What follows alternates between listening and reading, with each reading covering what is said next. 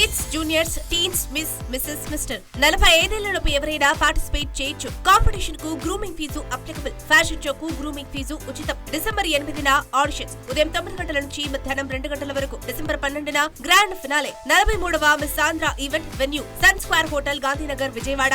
Live on BRK news, studio 1, studio Yuva. నమస్తే, welcome to BRK news. This is Manoj. దేశ రాజకీయం కావచ్చు, రాష్ట్ర పాలన కావచ్చు, ఇప్పుడు ఒక మాట బలంగా వినిపిస్తుంది. ఏపీ బ్రాండ్ దెబ్బతిందా, లేక రాజకీయ అవసరాల కోసమే ఆ మాటలు వినిపిస్తున్నాయా?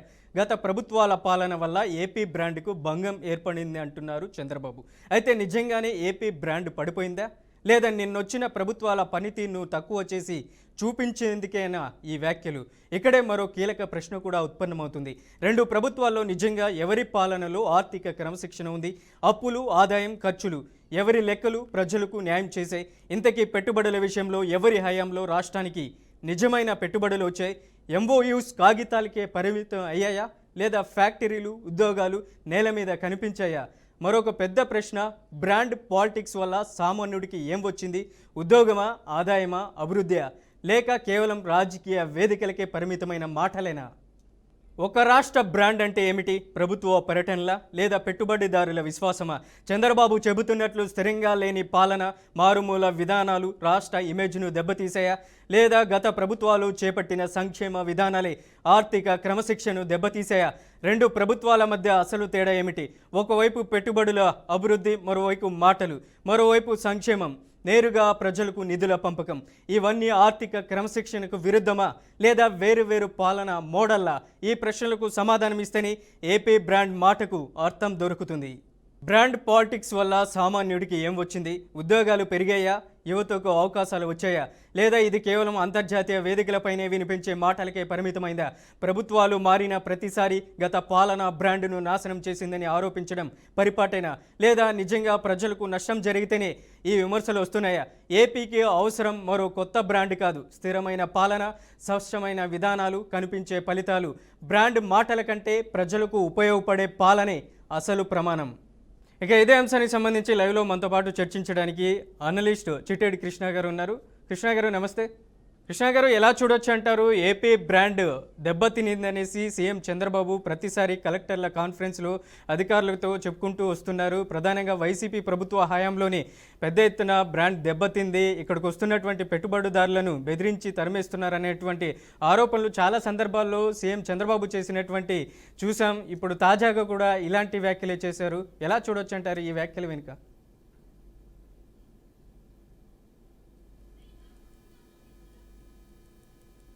అభివృద్ధి చేసే విధానంలో మనం 2-3 రకాలుగా చూడవచ్చండి.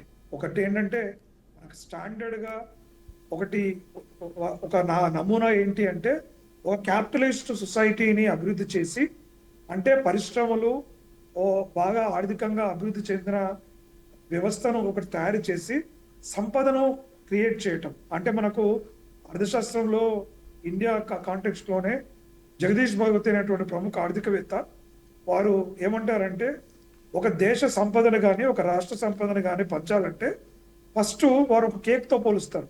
కేక్ అనేటువంటిది అభివృద్ధి చెందాలి, కేక్ పెరగాలి, కేక్ పెరిగిన తర్వాత డిస్ట్రిబ్యూట్ చేయొచ్చు. అసలు కేకే లేకపోతే డిస్ట్రిబ్యూషన్ ఎలా జరుగుతుంది అంటే, అమర్త్య సేన్ లాంటి వాళ్ళు ఏమంటారంటే, మనం పేదవాళ్ళ నుంచి అభివృద్ధి చేసుకొని రావాలి, సమాజంలో ఉన్నటువంటి అటువంటి వర్గాలకు కనీస సౌకర్యాలు లేక ఆర్థిక ఇబ్బందులు పడుతుంటే మీరు సంపన్న వర్గాల ఆదాయం వృద్ధి చేస్తూ వచ్చినటువంటి ఆదాయం ద్వారా ఆ సంపదని పేద ప్రజలకు పంపిణీ చేస్తామంటున్నారు. ఆ సంపద క్రియేట్ అయిన తర్వాత నిజంగా పంపితే ఇస్తారనేటువంటి గ్యారంటీ ఏముంటుంది అనేటువంటి వాదన కూడా ఉంది. అమర్త్య సేన్ ఏమో పేదవాళ్ళకి నేరుగా లబ్ధి చేకూర్చాలని.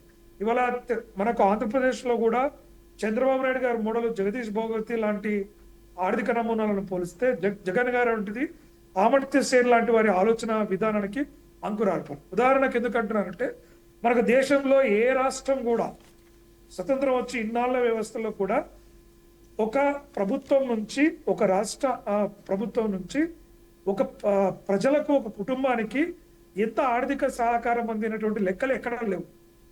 జగన్ గారు మొట్టమొదటిసారిగా ఆంధ్రప్రదేశ్లో వారికి సంపదను ఎంత ప్రభుత్వం నుంచి ఎన్ని కార్యక్రమాల ద్వారా ఎంత లబ్ధి చేకూరింది అనేటువంటిది ఒక కార్డు మెయింటైన్ చేస్తూ ఇవ్వడం మనము చూసాం. అంటే ప్రతి కుటుంబానికి ఎంతో కొంత లబ్ధి జరగాలి, లబ్ధి జరిగింది. వాళ్ళలో కూడా జవాబుదారీతనం తీసుకురావాలనేటువంటి అంశంలో వారు కొంత ప్రయత్నం చేసినట్టుగా కనబడతాం. దానితో పాటుగా పాఠశాలలు మనందరికీ తెలుసు, ఈరోజు ప్రైవేట్ స్కూళ్ళలో ప్రతి చిన్న చితక ఉద్యోగాలు చేసుకుంటున్న సామాన్య ప్రజలు సైతం తమ పిల్లల భవిష్యత్తు బంగారులాగా ఉండాలని, గొప్ప గొప్ప ఐటీ ఉద్యోగాలు చేయాలని వారి పిల్లల్ని ప్రైవేట్ పాఠశాలలకు, ఇంగ్లీష్ మీడియం పాఠశాలలకు పంపిస్తున్నటువంటి పరిస్థితి కనబడతా ఉంది. జగన్ గారు ఏం చేశారు? ప్రభుత్వ పాఠశాలను ఈ రోజు వరకు కూడా దేశంలో ఎక్కడ అంత పెద్ద ఎత్తున ప్రభుత్వ పాఠశాలను కార్పొరేట్ పాఠశాలకు ధీటుగా అది ఇన్ఫ్రాస్ట్రక్చర్ విషయంలోనైనా క్వాలిటీ విషయంలో అయినా పెంచే కార్యక్రమాన్ని చేయడం జరిగింది.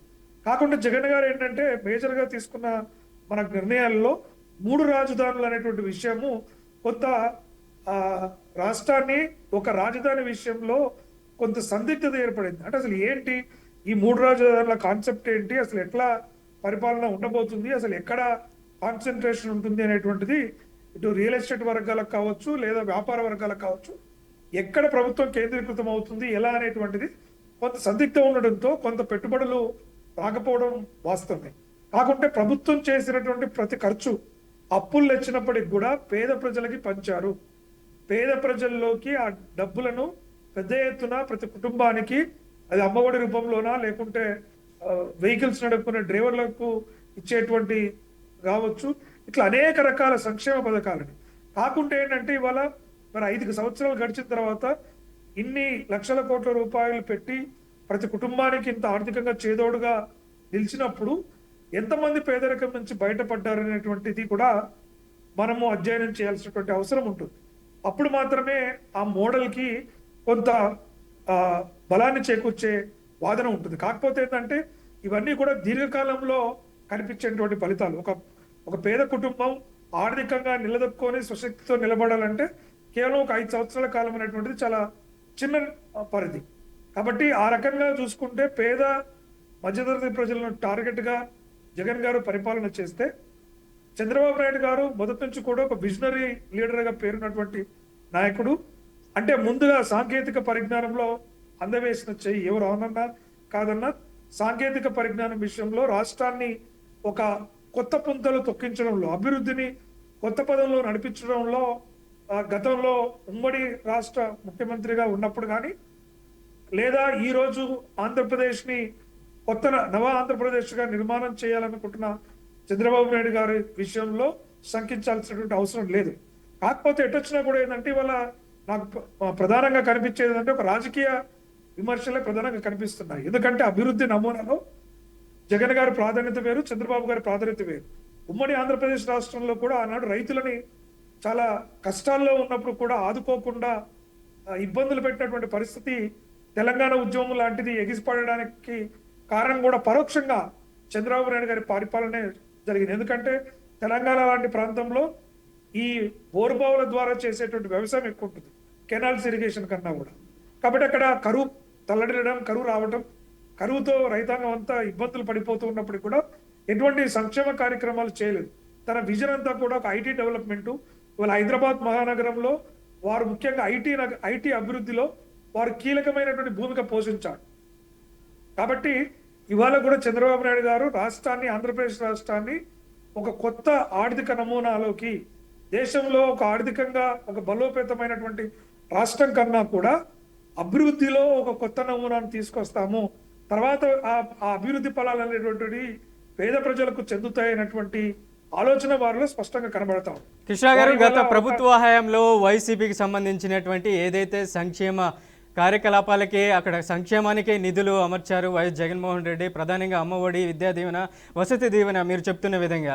ఇక చూసుకుంటే 2014 నుంచి 19 వరకు సీఎం చంద్రబాబు నాయుడు ఉన్నారు. అప్పటి పరిస్థితుల్లో కూడా 3 సంవత్సరాలు హైదరాబాద్కే పరిమితమైనటువంటి పరిస్థితి ఉంది. 2 ఏళ్లలో రాజధానిలో భూములు సేకరించారు. ఆ తర్వాత 19లో జగన్మోహన్ రెడ్డి సీఎం అయ్యారు. సంక్షేమ కార్యకలాపాలకే ఆయన దృష్టి సారించారు. మరి డెవలప్మెంట్ని పక్కన పెట్టారు అనేసి కూడా ప్రధానంగా చంద్రబాబు నాయుడు ఆరోపిస్తున్నారు. ఏదైతే 3 రాజధానుల అంశాన్ని లేవనెత్తారు, ఏదైతే ప్రధానంగా వైజాగ్, కర్నూలు, అమరావతి ఇట్లాంటి పరిస్థితుల్లో డెవలప్మెంట్ని పక్కదోవ పట్టించారనేసి ప్రధానమైనటువంటి ఆరోపణ. ఎలా చూడొచ్చు అంటారు ఈ అంశాలకు సంబంధించి? లేదండి, అంటే ఆ వాదనలో పెద్దగా వాస్తవం లేదండి. ఎందుకంటే జగన్ గారికి ఒక స్పష్టమైన వైఖరి ఏముందంటే, తెలంగాణలో అంటే గతంలో ఉమ్మడి ఆంధ్రప్రదేశ్లో ఉన్నప్పుడు చెన్నైని తమిళనాడు వాళ్ళకి ఇచ్చేసాము, ఇవాళ తెలంగాణ రాష్ట్రం ఏర్పడిన తర్వాత హైదరాబాదు తెలంగాణ వాళ్ళకి ఇచ్చేసాము, మరి రేపు భవిష్యత్తులో ఆంధ్ర రాయలసీమ కావచ్చు, లేదా ఆంధ్రాలో ఉన్నటువంటి మరొక కోస్టల్ ఏరియాలో కావచ్చు, ఏదైనా విభేదాలు తలెత్తినప్పుడు మళ్ళీ రాజధానుల విషయంలో గందరగోళం ఏర్పడుతుంది, లేదా పెట్టుబడులంతా కూడా ఒకే కాన్సన్ట్రేషన్ అవుతుంటుంది. కాబట్టి అట్లాంటిది జరగొద్దు అనేటువంటి ఒక ముందు చూపుతో అభివృద్ధి అనేది ఒక డీసెంట్రలైజ్డ్ చేయాలనేటువంటిది వారి యొక్క ఆలోచనగా నేను చూస్తానండి. కాబట్టి జగన్ గారి ఉద్దేశం మంచిది, జగన్ గారి ఆలోచన విధానం మంచిది. కాకుంటే అక్కడ వేగంగా అభివృద్ధి ఫలాలు నేరుగా ఈరోజు అంటే మనకు కూడా చూడొచ్చు. ఇప్పుడు వేల కోట్ల రూపాయలు ఇవాళ నిన్నగాక మన తెలంగాణలో కూడా ఇవాళ కూడా జరుగుతూ ఉంది. ఇది తెలంగాణ రైజింగ్ సమ్మిట్ అని ఒక పత్రిక 2,40,000 కోట్ల పెట్టుబడులు వచ్చినాయని రాస్తే, మరొక పత్రిక 3,80,000 కోట్ల పెట్టుబడులు వచ్చాయి. వాటిలో లోతుగా వెళ్ళినప్పుడు చూస్తే చిన్న చిన్న కంపెనీలు ఒక 50 లక్షలు, 1 కోటి రూపాయలు వర్తున్నటువంటి కంపెనీలు 3,000 కోట్లు, 4,000 కోట్ల పెట్టుబడులు పెడుతున్నట్టు ప్రకటనలు చేయటం. అంటే ఇవన్నీ కూడా ఒక రాజకీయ ఎత్తుగడలు, ఒక పాజిటివ్ ట్రెండ్, ఒక పాజిటివ్ టోన్ సెట్ చేయడానికి ఉపయోగపడతాయి తప్ప ఆ రాష్ట్రాన్ని బలోపేతం చేయడానికి ఉండదు. అనేకంగా ఇప్పుడు తెలంగాణ మొదట్లో కూడా వెళ్ళినప్పుడు రేవంత్ రెడ్డి గారు 1,00,000 కోట్ల రూపాయల పెట్టుబడులు రాష్ట్రానికి వచ్చాయని చెప్పారు.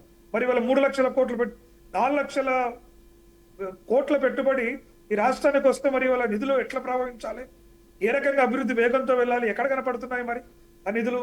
ఇవాళ కూడా ఏంటంటే ఇవన్నీ కూడా ఆంధ్రప్రదేశ్ లో కూడా రాజకీయాలు మోరల్లెస్ గా సిమిలర్ గా కనబడతా ఉన్నాయి. అక్కడ కూడా ఏంటంటే 3D మోడల్, 4D మోడల్ టెక్నాలజీలో వేసేసి ఒక అందమైనటువంటి భవంతులను చూపించడమే తప్ప, మరి ఇవాళ 2 ఏళ్ళు దరిదాపుగా పూర్తిగా వస్తున్నప్పుడు కూడా చంద్రబాబు నాయుడు గారు మరి ఇవాళ అమరావతి ఎంతవరకు నిర్మాణం పూర్తయింది, భూసేకరణ జరిగింది, మరి రాజధాని నిర్మాణం వేగంగా జరగాలి కదా, సెక్రటరియట్ కావచ్చు లేదా మిగతా విషయాల్లో జరగాల్సిన అవసరం ఉంటుంది. కాబట్టి అవన్నీ కూడా ఈ రోజు వరకు కూడా జరగలేదు. కాబట్టి ఇవి ఒక రాజకీయపరమైనటువంటి విమర్శలు, ప్రజలను వాళ్ళని కన్విన్స్ చేసే విధంగా ఉండడం కోసం చేస్తున్న విమర్శలుగానే నేనైతే చూస్తాను. ఎందుకంటే చంద్రబాబు నాయుడుకి కొంత వారికి విజన్ ఉన్నప్పటికీ కూడా ఈ విషయంలో కొంత వారు ఎప్పుడు కూడా ఏంటంటే సమాజంలో ఉన్నటువంటి అట్టడుగు వర్గాల ప్రజల్ని అభ్యున్నతి కోసం కృషి చేసే విషయంలో కొంత నెగ్లిజెన్స్ అనేటువంటిది కనపడుతుంది. వాళ్ళ ఉద్దేశం నెగ్లిజెన్స్ కాకపోవచ్చు కానీ ప్రయారిటీలో లేదు. కాబట్టి అది కోరు ఒక క్యాపిటలిస్ట్ సొసైటీని మనం భావించినప్పుడు అభివృద్ధి అనేటువంటిది వేగంగా వెళ్ళొచ్చు. కానీ ఎప్పుడైతే సమాజంలోని సబ్బండ వర్గాలని అభివృద్ధిలో కీలకంగా భాగస్వామ్యులు చేయాలనుకున్నప్పుడు ఆ అభివృద్ధి అనేటువంటి కుంటుపడుతుంది. ముఖ్యంగా COVID-19 సంక్షోభాన్ని కూడా చూడాలి. చంద్రబాబు నాయుడు గారు ఊరికనే అట్లా అనడానికి కూడా లేదు. ఎందుకంటే COVID-19లో దేశంలోనే జగన్ గారు చేసినటువంటి పనితీరును అందరూ ప్రశంసించారు. చాలా చక్కగా కోవిడ్ లాంటి సమస్యను అరికట్టడంలో కూడా గొప్ప ప్రశంసనీయటువంటి పేరు వారికి కలిగింది. అంటే ఇవన్నీ కూడా వారు ఏం చేశారు, పేద ప్రజల సంక్షేమానికి, పేద ప్రజల అభ్యున్నతికి అభివృద్ధి పనంగా పెట్టలేదు. అభివృద్ధి పనంగా పెట్టి పేదవాళ్లకు పెట్టలేదు. ఒకవేళ పెట్టాల్సి వచ్చినా అది వర్తబుల్ అని నేను అంటాను. ఎందుకంటే ఆఫ్టర్ ఆల్ స్వతంత్రం వచ్చి 75 ఏళ్ళు జరుగుతున్నప్పటికీ కూడా నేటికి అభివృద్ధి నమూనాలతో, అభివృద్ధి పేర్లతో కేవలం ఒక క్యాపిటలిస్ట్ సొసైటీకే పెద్ద ఎత్తున మనము సబ్సిడీలు కావచ్చు, ట్యాక్స్ సబ్సిడీలు ఇవన్నీ ఇస్తూ వారిని చేస్తున్నాం. కానీ అభివృద్ధిని ఎవరు దాంట్లో పాలు పంచుకోవాలంటే ఇక్కడ నాణ్యమైన మానవ వనరులు ఉండాలి. ఎంతమంది మానవ వనరులను మనం తీర్చిదిద్దుతున్నాము, ఎంత గొప్ప అకాడమిక్ ఇన్స్టిట్యూషన్లు మన రాష్ట్రంలో ఉన్నాయి, దేశవ్యాప్తంగా ఎంతమంది మన విద్యార్థులు వెళ్తున్నారు, మన రాష్ట్రంలో వచ్చినటువంటి పరిశ్రమలో మన బిడ్డలు ఎంతమంది ఉద్యోగాలు పొందుతున్నారు అనేటువంటి విషయాన్ని కూడా గ్రహించాలి. ఎందుకంటే ఐటీ కంపెనీలు పెట్టగానే ఎక్కడి నుంచో దేశంలో నుంచి నలుమూలల ప్రాంతాల నుంచి ఆ ప్రాంతానికి వచ్చి ఉద్యోగాలు తీసుకున్నట్లయితే అది ఒక నేషనల్ క్యారెక్టరిస్టిక్ లో బాగున్నప్పటికీ ఒక రాష్ట్ర కోణంలో, ఒక రీజనల్ కోణంలో చూసినప్పుడు అది ఏ రకంగా ఆ ప్రాంత ప్రజలకు మేలు జరుగుతున్నట్టు, ఇక్కడ నువ్వు నాణ్యమైన మానవలను క్రియేట్ చేయకుండా. కాబట్టి ఖచ్చితంగా అభివృద్ధి, సంక్షేమం అనేటువంటి జోడెత్తుల ప్రయాణం చేయాలి. రెండింటినీ ఒక సమపాలలో దృష్టిలో తీసుకెళ్లాలి. జగన్ గారి పరిపాలనా కాలంలో ముఖ్యంగా వారికి ఉన్నటువంటి COVID-19 సమస్య కావచ్చు, ఆ తర్వాత వారికి పరిపాలనలో మొట్టమొదటిసారిగా ఒక ముఖ్యమంత్రిగా అవకాశం రావటం కావచ్చు, ఇట్లా అనేక రకాల కారణాలు వారికి మూడు రాజధానుల విషయంలో కూడా ఒక పటిష్టమైనటువంటి ఆలోచన లేదా ఒక ఆలోచన ఉంది, కానీ దాన్ని విజువలైజ్ చేసి దాన్ని అమలు చేసే క్రమంలో కొంత తడబడ్డట్టుగా అనిపించింది. లేదంటే అది ముఖ్యంగా రాష్ట్రం అంతా కూడా చాలా గొప్పగా దేశానికి ఒక మోడల్ గా ఉండే అవకాశం ఉంటుంది. ఎందుకంటే అభివృద్ధి అంటే కేవలం ఒక క్యాపిటల్ సిటీకే పరిమితం కాకుండా రాష్ట్రంలో ముఖ్య నగరాలలో కూడా అభివృద్ధి జరుగుతుంది. అధికారులు, పరిపాలనా యంత్రాంగం, ప్రజాప్రతినిధులు ప్రజల సంక్షేమం దృష్ట్యా ఆ రాష్ట్రంలోని అన్ని ప్రాంతాల్లో సౌలభ్యంగా ఉండే విధంగా, వారికి అవకాశాలు ఉండే విధంగా చేయడంలో వారు కృషి చేశారని మనం భావించాల్సి ఉంటుంది. ఏ ప్రభుత్వానికైనా అభివృద్ధి సంక్షేమం అనేది రెండు కళ్ళు లాంటిది. అట్లాంటి పరిస్థితుల్లో వైజాగ్ వేదికగా కూడా సిఐ భాగస్వామ్య సదస్సు నిర్వహించారు. రాజధానికి పెద్ద ఎత్తున పెట్టుబడిదారులను కూడా తీసుకొస్తాను, డెవలప్మెంట్ చేస్తాననేసి కూడా అంటున్నారు. మరి రెండోసారి భూసేకరణ ప్రక్రియ కూడా చేపట్టారు. ఇలాంటి పరిస్థితుల్లో 19 నెలలు కావస్తుంది, ఇక కేవలం ఉండేది 3 సంవత్సరాలు అటు ఇటు. మరి డెవలప్మెంట్ అయ్యే అవకాశం ఉందంటారా రాజధాని? ఎక్కడున్నది? నేను అదే అంటున్నాను. ఇప్పుడు మనం ప్రకటనల వరకు ఇచ్చేసి ఆకర్షణీయంగా ప్రజల్ని నేను చేస్తున్నాను అన్నప్పుడు, మరి ఈ రోజు కన్నా నిర్మాణంలో దానికి పునాదులు పడిపోవాలి కదా. వారు ఇస్తున్నటువంటి ప్లాన్లు గతంలో కూడా 3D మోడల్స్ తో పెట్టేసి మనకు అమరావతి నగరాన్ని ఇంత సుందరంగా మనము పటిష్టంగా నిర్మించబోతున్నాము, తెలుగు వారి యొక్క ఆత్మగౌరవాన్ని నిలబెట్టే విధంగా, అదే విధంగా ఒక ఐటీని ఒక మనం దేశంలోని ఒక ప్రముఖ స్థానాన్ని నిలబెట్టగలుగుతా ఉన్నప్పుడు గత ప్రభుత్వం చేసిన విమర్శలే చేసుకుంటా పోతే ఇంకెక్కడ ఉంటుంది? అప్పుడు మొదట్లో ఉన్నప్పుడు మొదటి టర్మ్లో ఏమన్నారు? మనం రాష్ట్రం నుంచి విడిపోయాం, మనకు డెఫిసిట్ వచ్చింది, హైదరాబాదులో ఉన్నటువంటి ఆదాయం అంతా మనకు పోయింది, మనకు ఆదాయం లేదు, తగ్గిపోయింది అని చెప్పేసి ఆ రోజు ఆ మొదటి టర్మ్ లో చంద్రబాబు నాయుడు గారు ఒక వెసులుబాటు తీసుకొని ఒక ఎక్స్క్యూజ్ ఇచ్చారు. మరి వాళ్ళ రెండో టర్మ్ లో మళ్ళీ జగన్ గారు చేసినటువంటి అస్తవ్యస్తమైనటువంటి పరిపాలన వల్ల నాకు అభివృద్ధి జరగట్లేదు అంటే మరి ఇంకెప్పుడు చేస్తారు? అంటే మీరు ఎందుకు ప్రజాస్వామ్యయుతంగా 5 సంవత్సరాల కాలాన్ని ప్రజలు మీకు అప్పజెప్పినప్పుడు మీకు 5 సంవత్సరాల కాలము ఒక నిర్మాణాత్మకంగా చేసేటువంటి సమయం లేదు అనుకున్నప్పుడు మీరు ఇంకా రాబోయే రోజుల్లో ఇంకెలా చేయగలుగుతారని? అంటే మీరు కేవలం ఊహల్లో మేడలు కట్టేసి ఆచరణకు అమలుకు సాధ్యం కాని గొప్ప గొప్ప మాటలను, గొప్ప గొప్ప పదాలను చెప్పి మభ్యపెట్టినట్టుగానే ఉంటుంది తప్ప సమాజంలో ఉన్నటువంటి అట్టడుగు వర్గాల ప్రజలు లేదా వ్యాపారవేత్తలు, రాష్ట్రం విడిపోయిన తర్వాత నష్టపోతున్నటువంటి ఈ వ్యాపార సంస్థలు ఏవైతున్నాయో వాళ్ళందరినీ కూడా హక్కున చేర్చుకోవాల్సినటువంటి అవసరం ఉంది. ఇవాడికి కూడా సినీ ఇండస్ట్రీని ఆంధ్రప్రదేశ్కు ఆకర్షించలేకపోయారు. అనేక రకాలైన పరిశ్రమలు తెలంగాణ ఏర్పడిన మొదట్లో అన్నారు లేదు హైదరాబాద్ వదిలిపెట్టి అంతా వెళ్ళిపోతారని. ఇవాళ హైదరాబాద్ వాళ్ళని హక్కున చేర్చుకుంటే మరి ఆంధ్రప్రదేశ్లో ప్రత్యామ్నాయంగా ఇంకొక ఇండస్ట్రీ ఎందుకు డెవలప్ కావట్లేదు? ఒక ఇండస్ట్రీకి ఆల్టర్నేటివ్గా ఎంటర్టైన్మెంట్ ఇవ్వడంలో ఎందుకు విఫలమవుతున్నారు? అంటే ఇట్లా అనేక అంశాలను చూసుకున్నప్పుడు మన మాటల వరకే ప్రాతినిధ్యం చేయకుండా ప్రజా సంక్షేమంలో ప్రజలైనటువంటి వాళ్ళు అన్ని గమనిస్తూనే ఉంటారు. చంద్రబాబు నాయుడు గారి మాటలు కూడా విశ్వసించకపోవడానికి గత పాలనలో వారు చెప్పిన మాటలకు ఆ అధికారంలోకి వచ్చిన తర్వాత అవన్నీ ఎగ్జిక్యూట్ చేయకపోవడంతోనే అధికార మార్పిడి జరిగింది. గత 5 ఏళ్ల టీడీపీ పాలనలో ప్రధానంగా సీఎం చంద్రబాబు కూడా రాష్ట్రం లోటు బడ్జెట్లో ఉంది, కేంద్రం ఆదుకోవాలి, ప్రత్యేక హోదా ఇవ్వాలి అనే అంశాలను ఆయన అసెంబ్లీలో కూడా సుదీర్ఘ ప్రసంగం చేసినటువంటి పరిస్థితి కూడా ఉంది. అట్లాంటి పరిస్థితుల్లో కేవలం రాజధాని ఇక భూసేకరణ ప్రక్రియకే పరిమితం అవుతుందా? ఇంకా 10 ఏళ్ల పాటు లేదంటే డెవలప్మెంట్ ఏమైనా కనపడుతుందా ఇక మీదటైనా? ఎక్కడ కనపడుతుందంటే ఇప్పుడు మనం అన్నారు కేంద్ర ప్రభుత్వంలో వాళ్ళు భాగస్వాములుగా ఉన్నారు, మేము దానికి ప్రత్యేక ప్యాకేజీకి తలదన్నేలాగా ప్రత్యేక హోదాను తలదన్నేలాగా నిధులు తీసుకొస్తున్నాము, రాష్ట్రాన్ని అభివృద్ధి చేస్తున్నామని చెప్పడం జరిగింది. మరి వేగమైనటువంటి డబ్బుల కొరత ఎందుకు వచ్చింది? మీకు ప్రత్యేక హోదాను మించి డబ్బులు కేంద్ర ప్రభుత్వం నుంచి మీకు నిధులు సప్లై అవుతున్నప్పుడు మీరు అభివృద్ధి అనేది చూపించాలి కదా. ఒకవేళ కేంద్రం నుంచి ఆశించిన స్థాయిలో మద్దతు ఆర్థికంగా వనరులను సమకూర్చలేకపోతే మరి ప్రజల ముందు వాస్తవాలను పెట్టాలి కదా. మీరు ప్రభుత్వంలో భాగస్వామైనంత మాత్రాన రాష్ట్ర అభివృద్ధిని పరంగా పెట్టడం కూడా భావ్యం కాదు కదా. రాష్ట్రం యొక్క అభివృద్ధిని వాళ్ళు ఒకవేళ కనుక కేంద్ర ప్రభుత్వం నిర్లక్ష్యం వహిస్తున్నట్లయితే వారిని నిలదీసేటువంటి కార్యక్రమాన్ని కూడా చేయాలి కదా. అలాంటివి చేయకుండా మేము అభివృద్ధి చేస్తున్నాము, గత ప్రభుత్వం చేసినటువంటి అప్పులే మనం గతంలో కూడా చూసాం. అపోజిషన్ లో ఉన్నప్పుడు చంద్రబాబు గారు లేదు ఖచ్చితంగా మనకు ప్రత్యేక హోదాలలో తీసుకురావాలి.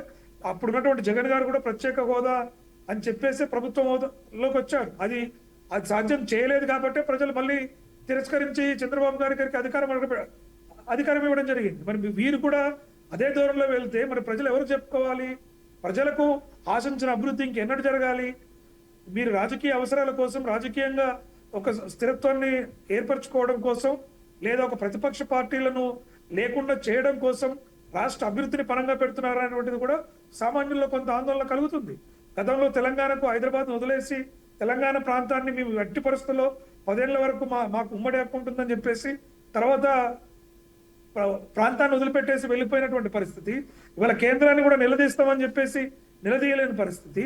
మరి ఇట్లాంటి వాటిని ఏ రకంగా ప్రజలు చూడాల్సినటువంటి అవసరం ఉందో కూడా మరి కేంద్ర ప్రభుత్వంలో భాగస్వామ్యంగా ఉంటే రాష్ట్రం డెవలప్మెంట్ అవుతుంది, డబుల్ ఇంజన్ సర్కార్ వస్తే రాష్ట్రం డెవలప్మెంట్ అవుతుంది అనేసి కూడా పదే పదే సేమ్ చంద్రబాబు చెప్పుకొస్తున్నారు. తాజాగా అక్కడ పోలవరంకి సంబంధించినటువంటి కేంద్ర కేబినెట్ సమావేశమైంది. ఆ కేబినెట్ సమావేశంలో కేంద్ర మంత్రి రామ్మోహన్ నాయుడు కూడా ఉన్నారు. రాష్ట్రానికి సంబంధించినటువంటి ఏదైతే ఎంపీగా పోలవరం నీటి సామర్థ్యం తగ్గిస్తున్నటువంటి పరిస్థితిలో కూడా ఆయన ఏమీ మాట్లాడినటువంటి పరిస్థితి ఆ కేంద్ర కేబినెట్ సమావేశంలో నెలకొంది.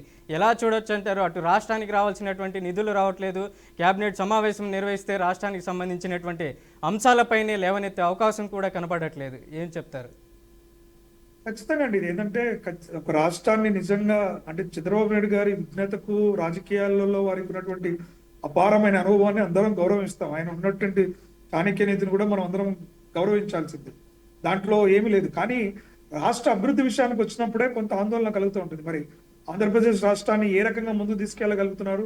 డబుల్ ఇంజన్ సర్కారులో ఉన్నప్పుడు ముఖ్యంగా పొల్యూషన్లో ఉన్నారు. వీరు పూర్తిగా ప్రభుత్వంలో భాగస్వామ్యం కాకుండా ఒక కీలకమైనటువంటి భాగస్వామ్యంలతో ఒక కూటమి ప్రభుత్వంలోకి అధికారంలోకి రావటం, కేంద్ర ప్రభుత్వంతో సత్సంబంధాలు నెలకొల్పుతున్నటువంటి తరుణంలో వీరి రాజకీయ చతురత, రాజకీయ ఏదైతే వారికి పట్టున్నదో వాటి ద్వారా నిధులను తీసుకొచ్చుకునే ప్రయత్నం చేయాలి. కానీ మరి ఇవాళ ఎందుకు ఆ ప్రయత్నాలు చేయడంలో ఆశించిన స్థాయిలో ఫలితాలు ఇవ్వట్లేదు అనేటువంటిది వారే చెప్పాలి. సరే, జగన్ గారు ఉన్నటువంటి హయాంలో లోటుపాట్లు జరిగాయి, అక్కడ ఉన్నటువంటి ప్రభుత్వం ఒక మాట వరుసకి అనుకున్నా మరి మీరు ఎన్ని అదనపు నిధులను ఈ కాలంలో మీరు తీసుకురాగలిగారు? ఏ రకంగా అభివృద్ధిని ప్రజలకు చూపించగలుగుతున్నారు? ముఖ్యంగా పేదరికాన్ని తగ్గించగలుగుతున్నారు? పేద ప్రజలకు ఏ రకమైనటువంటి భవిష్యత్తుకి భరోసాను ఇస్తున్నారో చెప్పగలగాలి.